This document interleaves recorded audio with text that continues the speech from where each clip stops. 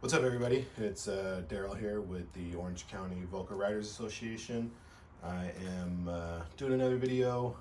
If you just saw my last one, that was bag removal on the 2011 Kawasaki Vulcan Vaquero.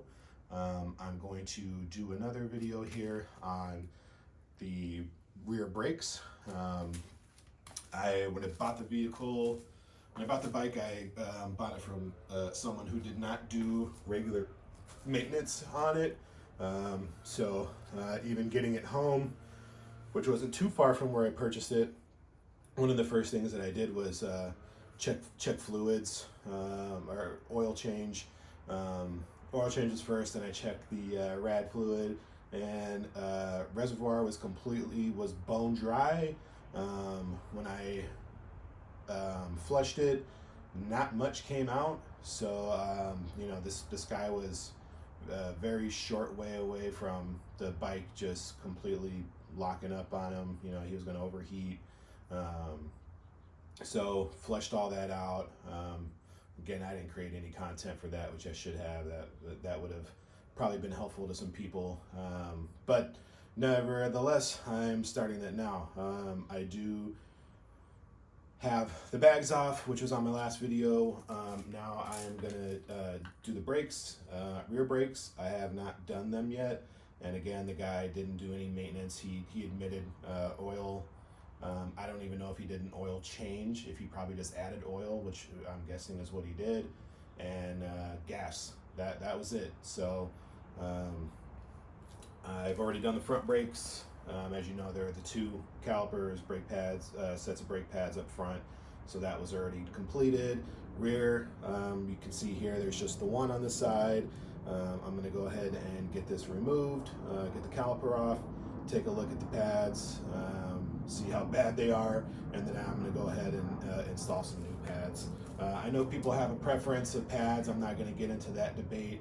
I think for me, it's just about being safe, right? As long as you're, if it feels a little off back there when you're braking, go ahead and get those pads replaced. It's not that difficult to do. If you looked at my last video, just removing the one side here would take you no time to get access to the caliper to replace the brake pads. This is something that you could easily do in 30 minutes. And then you'll be that much safer out on the road. Super important to be doing this. I've had the bike for about 2 months now, and since I had the fronts done, 70% of your power comes from the front, so I didn't feel that it was ultra important to do the rear at the time, but because I had a new bike and I wanted to ride. But now's the time. I need to, since I'm going to be painting, I just want to get everything removed and looked at and cleaned and all that. So I'm going to go ahead and use a 12. I've got a 12 mil here, and I'm going to pop this caliper off. Let's see if I need an extension of some kind. It's a little snug in here. Oh, we can come down from the bottom. And that works.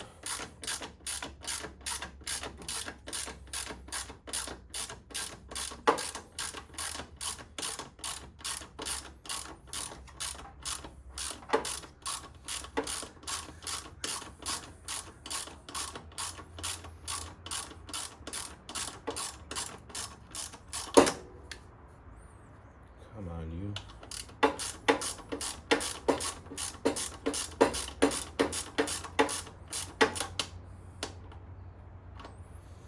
Let's just start the other one real quick.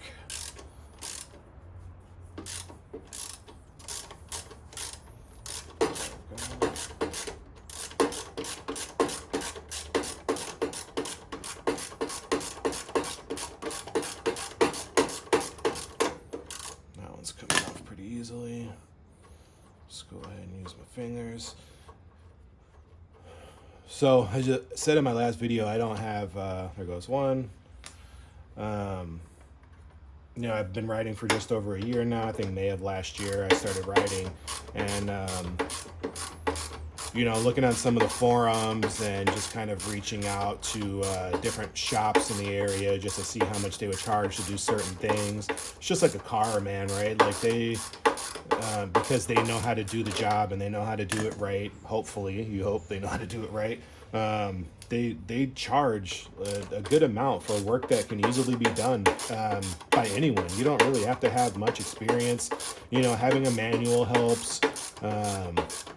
But for me, I learned by doing. That's how I've always been. Watching YouTube videos. I mean, the power of technology these days, right? That one just a little snug in there, but she's out.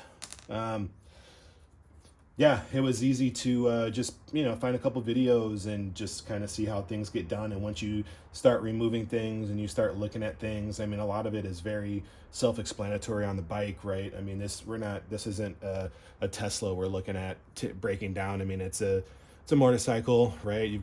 Everything's pretty much out in the open and exposed already. So doing the work on the bike is pretty easy. It's fairly easy. And it just makes sense to do it yourself, save yourself some money. You know, it's not a brand new bike or anything. There's no warranty of any kind.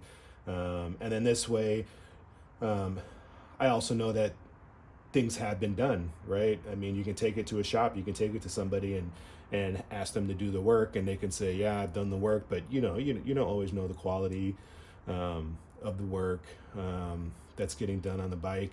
You also don't know, right, if you take it in and you just need to get an oil change. On this bike, it's very easy. There's 2 bolts. You you may not even need to put it on a stand, you know, depending on how the size of your oil pan is. You just pop those 2 bolts out, drain your oil. You can gain access to the filter, get that off and replaced, and fill it back up. I mean, most places are charging $150 to do that. You know, it's something that you can do for $30 in 30 minutes of your time. Save yourself some money, and then you know it's getting done correctly. So, super important. Don't be scared. You know, you put it back together the way that it was originally, right? Take pictures. I've got these videos now, so take a look at the videos. You know, you can always rewind and you can say, oh yeah, that's right, he had those 2 caliper bolts, right? Keep a pan of some kind. They make all kinds of dishes, right? You can use some leftover Tupperware dishes, store your bolts, maybe put one on each side of the bike, right? If you're taking things apart, like I'll be doing with the fairing later.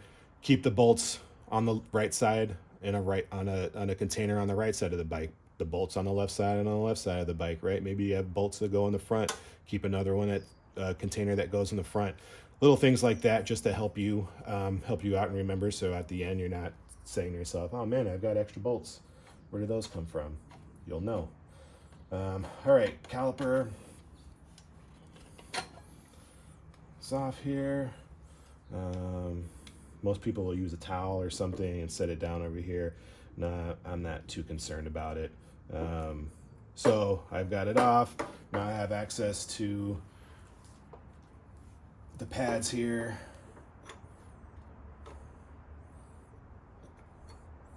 And, you know, they're not terrible, but again, I've already got it off now. So since I do have it off, I'm just going to go ahead and replace the pads anyways. Yeah, let's do that.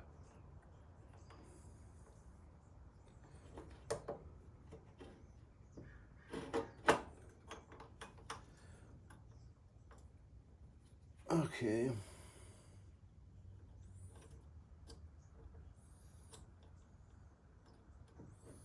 And so on this side, in the rear, we've got a pin here. Let's see if I can show it to you, get it to a better view. So we've got this pin here, and there's this little clip that needs to come out. And then when this comes out, this clip comes out, and then the pads will release. So I'm gonna go ahead and get that out. Trying to get you a better angle. You can see it's bent in here to keep it from coming out. But there is a hole there. So once I straighten it out enough, it'll just slide right out of that hole. It'll slide right out of that hole, and then I will be able to pull the pin, and everything else will come out behind it. So in this case, I'm gonna get myself some needle nose pliers, and I'm going to straighten that bad boy out.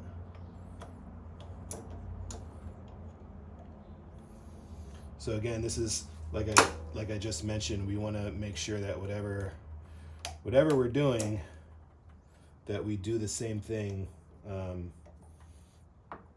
when putting things back together, right? So since I'm straightening this out right now, knowing that it was bent when it was in there, it's bent for a reason, right? So super important to make sure that once we pull it out, that we make sure it's bent.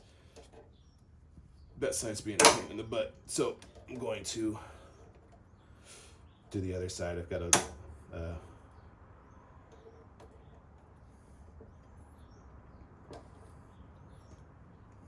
we've got a better angle on that side, so it's got a little more wiggle room.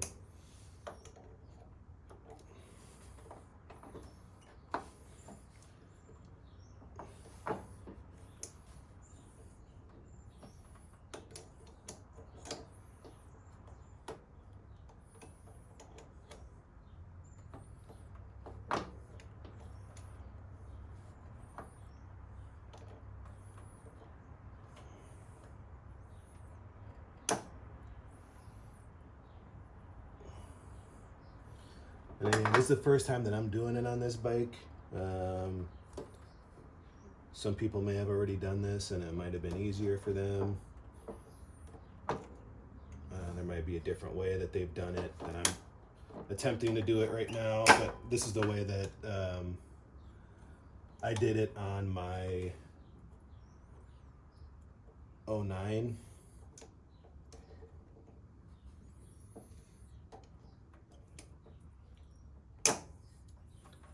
Just trying to get just trying to straighten out the pin.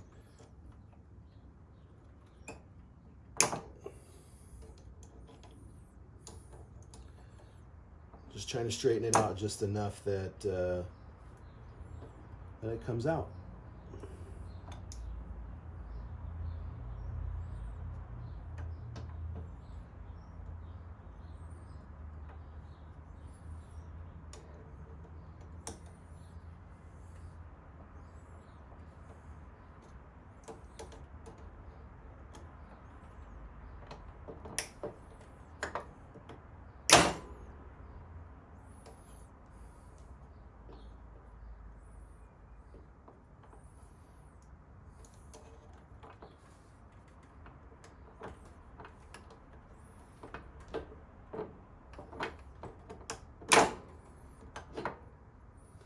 Come on, pin.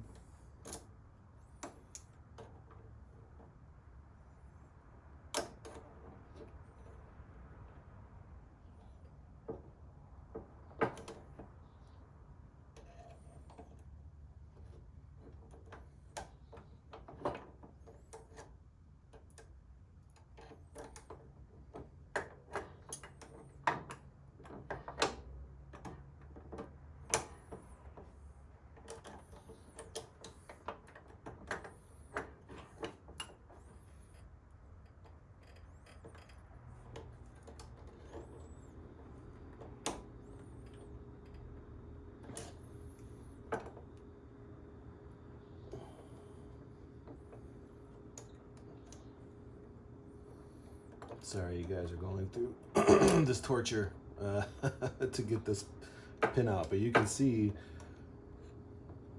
that with as difficult as it is to get out, that how important it is, right? I mean, it's going to keep everything in place. And I'm probably making this more difficult than it has to be for some reason. Probably because you guys are watching me, or I know that people are going to be watching me. When the last time I did this on my 09, I was able to get it out pretty quickly, pretty easily.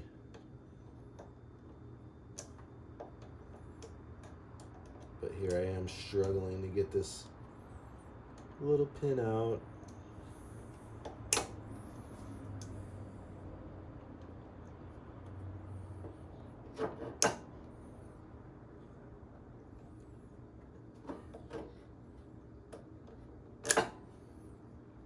Oh, progress. Darrell's there. Come on, yeah. We got it. All that for that. One little pin. So again, keeping everything here all together. And now that it's out, now I can go ahead and remove the pin. Don't you give me. There we go. And then the pin here. And you can see it's got the hole here where there it goes on both sides. So keeping all that together. Now you guys can take a look at the pads. So you can see it just slides over that way, and then the other one just pops in. So these were the pads that were in. Not terrible. I'm guessing that this person, that the guy that was riding it, probably didn't use the rears very much. And then, you know, I'm gonna replace them with something that's got a little flair. You won't even see these, but again, that's just my style. I need to add a little bit of me into the bike. I highly recommend you do the same. So one thing that we need to do is we need to get these depressed, right?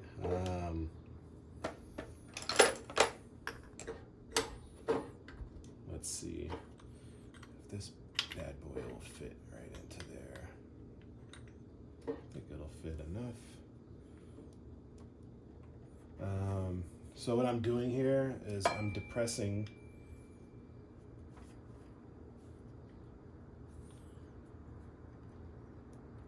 back in order to get the pads back on. I know that there are like U-clamps, there are different things that you can, tools that you can use. People have different ways, different methods, and to do this, but I feel like, you know, if you got a little finger strength, just find something with a nice flat surface. I'm using this giant Craftsman, I think it's a 24 millimeter, to press it down. Again, you just steady pressure, and it'll go down. And once it goes down, it'll stay down.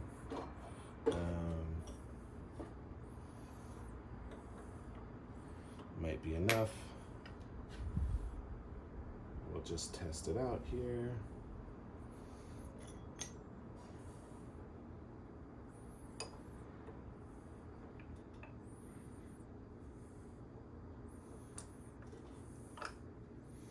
And success. She's in there.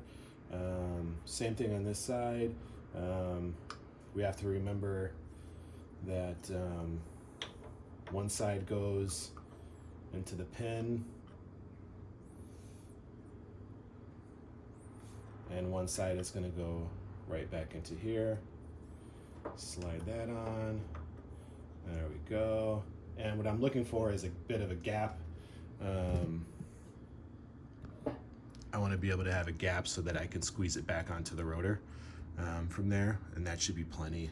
So that was one of the reasons why you wanted to depress those down.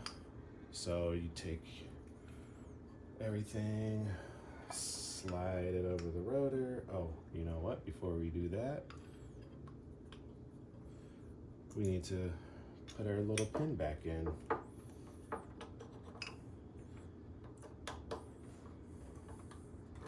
This is going to be easier to do now.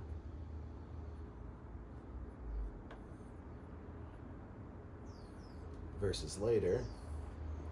So we'll go ahead, move the pad out of the way just a little bit, take the pin, find the hole. Some of us struggle to do that,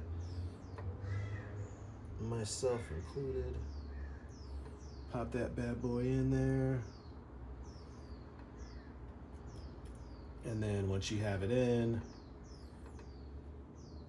a good amount, you know, halfway-ish, go ahead and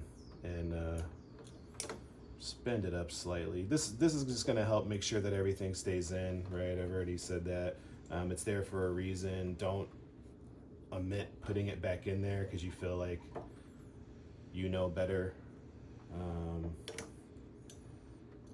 Just get it bent up.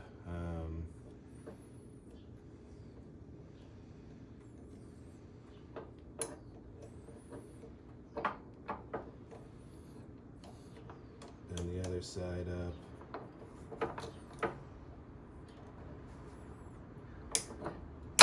And it doesn't need to be anything crazy, right? You just need to get it in there and bend it up.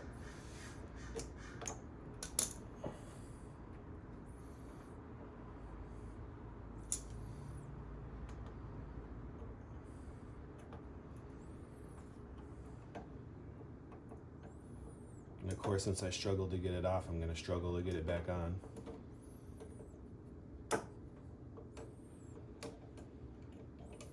Really what I want to do is just there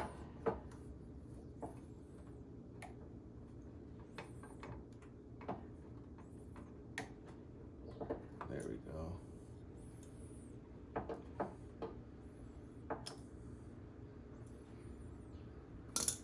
I just want to get it bent just enough, right? It doesn't have to be anything crazy. Again, this probably came from the manufacturer, that bent, so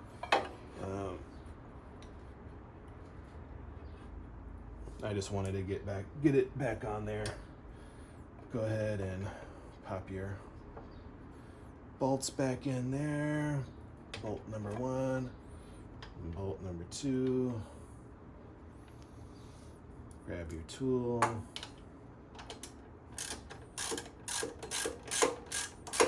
Make sure that things are in. Tighten down a little bit. Get the other side going.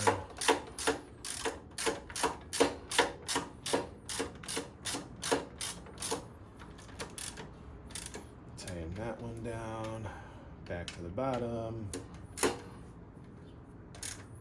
So again, you can see it took a little bit longer because I was struggling with that stupid pin, but you can see relatively how easy it is to do. This would be the same thing with your front. Get them nice and snug, and then once they are on, this is the rear brake. So come over here, your rear brake. Pump that bad boy.